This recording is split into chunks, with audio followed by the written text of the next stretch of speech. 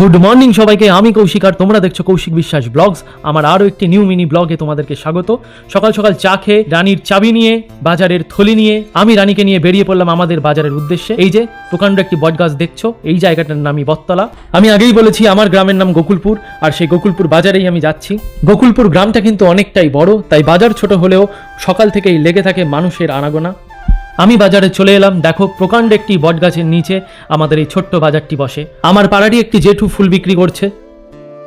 মাছ বাজারে ঢোকার মুখে একটি পরোটার দোকান। দেখো কত মাছ এসেছে।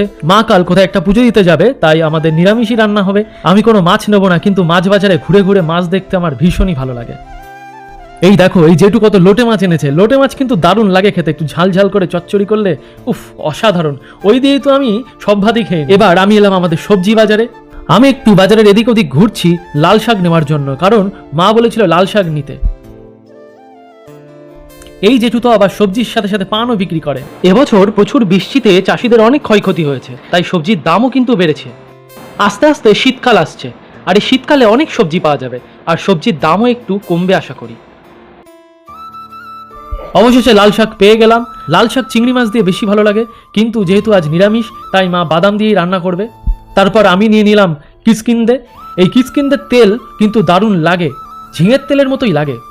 শুধুমাত্র মাছ আর সবজিই কিন্তু পাওয়া যায় না, পাওয়া যায় চারা গাছও, আর গরম লাগলে একটু আখের রসও। আমি খুব বেশি বাজার করিনি, লাল শাক, কিচকিন্দে, আলু আর সয়াবিন নিয়ে বাড়ি যাচ্ছি। একদিন ভোরবেলা বাজারে এসে মাছ বাজারে ঢুকে তোমাদের পুরো মাছ বাজারটা সুন্দর করে দেখাবো, কারণ ভোরবেলা থেকেই পাওয়া যায় নদীর মাছ, আর নদীর মাছ নেওয়ার জন্য মানুষের যা ভিড় তোমরা দেখলেই সেটা বুঝতে পারবে।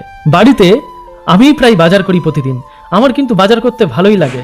তোমরা কে কে সকালে উঠে বাজারে যাও সেটা একটু কমেন্টে জানিও তো। যাই হোক, বাড়িতে তো চলেই এলাম। মা জননী আমার কি কাজ করছিল জানি না, মাকে ডেকে বাজারের প্যাকেটটা হাতে ধরিয়ে দিলাম। আজকের ব্লগটা এই পর্যন্তই, দেখা হবে আবার নেক্সট কোনো ব্লগে। তোমরা ভিডিওটি লাইক করো, চ্যানেলটি সাবস্ক্রাইব করো। এখনো চ্যানেল সাবস্ক্রাইব করোনি, ভিডিও দেখছো চ্যানেল সাবস্ক্রাইব করোনি, আরে মনে করে সাবস্ক্রাইবটা করো।